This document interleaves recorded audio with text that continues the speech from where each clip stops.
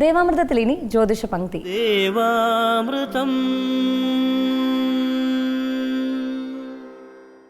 ഇന്ന് 1192 ആണ്ട് ധനുമാസം 27 തീയതി, അതായത് 2017 ജനുവരി മാസം 11 തീയതി. ഇന്ന് ബുധനാഴ്ചയാണ്. നക്ഷത്രം തിരുവാതിരയാണ്.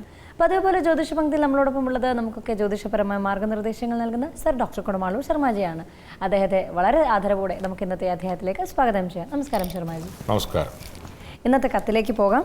ബഹുമാനി ശർമാജി, ഞാൻ ബിജു കൊല്ലത്ത് നിന്ന് എഴുതുന്നു. ബിസിനസ് പരാജയമാണ് പ്രശ്നം. പല ബിസിനസ്സുകളും മാറി മാറി നോക്കിയെങ്കിലും എല്ലാം പരാജയപ്പെട്ടു പോകുന്നു. അതിൽ കൂടി വലിയ കടബാധ്യതകളുമായി.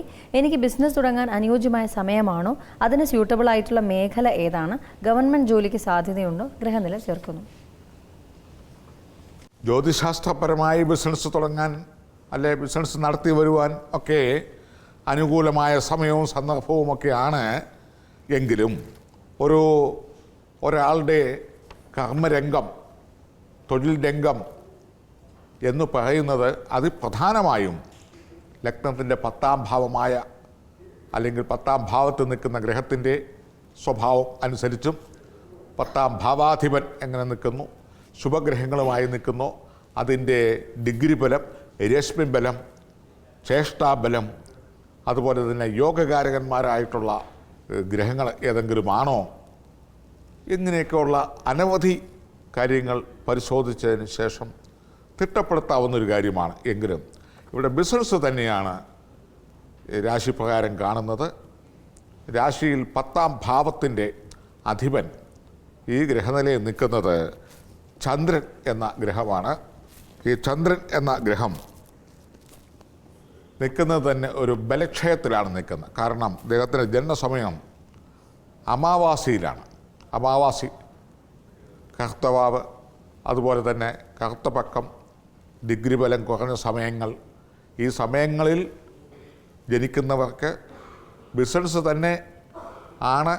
അത് പ്രത്യേകിച്ച് എണ്ണ ഉൽപ്പന്നങ്ങളോ എണ്ണയുമായി ബന്ധപ്പെട്ട വസ്തുക്കളോ ക്രയവിക്രയം, അല്ലെ അത് മാനുഫാക്ചറിങ് ആൻഡ് സെയിൽ, അല്ലെ ഏജൻസി ഉണ്ടാക്കുകയോ നിർമ്മിക്കുകയോ വിറ്റഴിക്കപ്പെടുകയോ കമ്മീഷനോ, ഇതിലേതെങ്കിലുമൊക്കെ എണ്ണ ഐറ്റം തന്നെ പലതുണ്ട്. നാം വിചാരിക്കുന്ന പോലെ വെളിച്ചെണ്ണ, നല്ലെണ്ണ മാത്രമല്ല, എണ്ണ ഐറ്റം തന്നെ ഒത്തിരിയുണ്ട്. അപ്പോൾ അതുമായി ബന്ധപ്പെട്ട മേഖലകൾ ആയിരിക്കണം, അല്ലെങ്കിൽ മെഡിസിൻ ആയിരിക്കണം. അപ്പോൾ ഏതായിരുന്നാലും എണ്ണ വ്യാപാരം ആണ് ഇദ്ദേഹത്തിന് കൂടുതലായിട്ടും കാണുന്നത്. ഈ അമാവാസിയിൽ ആയതുകൊണ്ട് ചന്ദ്രന് ബലക്ഷയം ഉണ്ട്. ഏത് ഗ്രഹം ആണെന്നുണ്ടെങ്കിലും അത് കർമ്മരംഗത്ത് നിൽക്കുന്ന ആ ഗ്രഹത്തിന് ബലമുണ്ടെങ്കിൽ മാത്രമേ ആ കർമ്മരംഗത്ത് ശോഭിക്കുകയുള്ളൂ. ആരായിരുന്നാലും വിദ്യാഭ്യാസമുള്ളവെന്നോ ഇല്ലവെന്നോ അല്ലെങ്കിൽ ബുദ്ധിശാലിയെന്നോ ഇങ്ങനെ ഉള്ളതൊന്നും അതിനകത്ത് പ്രായോഗികമല്ല. എന്നാൽ യോഗകാരകനായ ഗ്രഹമാണ്. ഒരു 80 മുതൽ 100% ഡിഗ്രി ബലത്തിലാണ് നിൽക്കുന്നതെങ്കിൽ അവർ ആ ബിസിനസ് ചെയ്താൽ അവർ അഭിവൃദ്ധിപ്പെട്ടു പോകും. പകരം ആ ഗ്രഹം മൗഢ്യതയിലോ അതുപോലെ തന്നെ രശ്മി ബലം കുറഞ്ഞോ കാണപ്പെടുകയാണെങ്കിൽ അവർക്ക് ആ ബിസിനസ്സിൽ അഭിവൃദ്ധി കുറയും എന്നാണ് കാണുന്നത്. ഇനി അത് ഗവൺമെൻറ് ജോലിയാണെങ്കിൽ പോലും ആ 10ാം ഭാവത്തിലെ ഗ്രഹം മൗഢ്യതയിലാണ് നിൽക്കുന്നതെങ്കിൽ അവർക്ക് ആ ഗവൺമെൻറ് ജോലി ഉപേക്ഷിക്കേണ്ടതായിട്ട് വരും. 10ാം ഭാവത്തിൽ ഏതെങ്കിലും ഒരു കടലക്കച്ചവടമാണ് ചെയ്യുന്നത്, ആ 10ാം ഭാവം പുഷ്ടിമത്തായിട്ട് നിൽക്കുകയാണെങ്കിൽ, പൂർണ്ണ ബലത്തോടു കൂടി നിൽക്കുകയാണെങ്കിൽ, അതിനെ യോഗകാരകന്മാർ വീക്ഷിക്കുകയാണെങ്കിൽ, യോഗകാരകന്മാർ കൂടെ നിൽക്കുകയാണെങ്കിൽ, അതിന് പക്ഷബലം നല്ലവണ്ണമുണ്ടെങ്കിൽ, അല്ലെങ്കിൽ യോഗകർത്താക്കളായിട്ടാണ് നിൽക്കുന്നതെങ്കിൽ ആ കടലക്കച്ചവടത്തിൽ നിന്ന് കയറിപ്പോകും. നാമമാത്രമായി 1-2 വർഷം ചെയ്യും തോറും അഭിവൃദ്ധിപ്പെട്ട് അവർ തലമുറകൾക്ക് സമ്പാദിക്കത്തക്ക സമ്പത്തുകൾ അവർ വാരിക്കൂട്ടും അതിനകത്ത്. അപ്പം നിസ്സാരമെന്ന് ഒന്നും കരുതാനില്ല.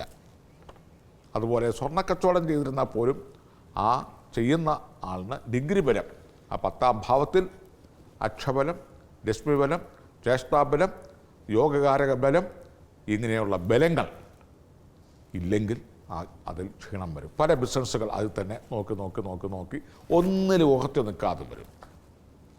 ഏതാണ്ട് ഒന്ന് തുടങ്ങി അത് നഷ്ടത്തിൽ വന്നു, അടുത്തത് നോക്കാം വിചാരിച്ച് അത് പ്രവേശിക്കും, അതും വരമല്ലെങ്കിൽ വേഗം ഒന്ന് ചെയ്യും. അങ്ങനെ നോക്കി ഒന്നിലും അസ്ഥിരതയായിട്ട് പോവുകയും ഒരു തൊഴിലിലും പൂർത്തീകരണ ഭാവമില്ലാതെ ഒരു തൊഴിലിലും ഉറയ്ക്കാതെ മുന്നോട്ട് പോവുകയും ചെയ്യും. ഫലത്തിൽ ആ തൊഴിൽ ശോഭിക്കുന്നില്ല. അങ്ങനെ നമ്മൾ സമൂഹത്തിൽ കണ്ടുവരുന്നുണ്ട്.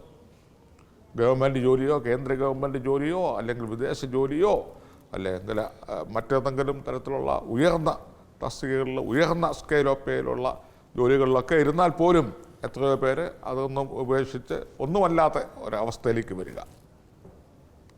അതുപോലെ തന്നെ ജനകീയ പ്രസ്ഥാനങ്ങളിൽ കയറിയിരുന്ന് കഴിഞ്ഞെന്നാലും അവർ ആ ഗ്രഹനിലയിൽ ആ 10ാം ഭാവം ശുഷ്കിച്ച് നിന്ന് കഴിഞ്ഞെന്നാൽ അതിലെങ്ങനെ ഉയർന്നു അതുപോലെ തന്നെ താഴോട്ട് പോരുന്നു.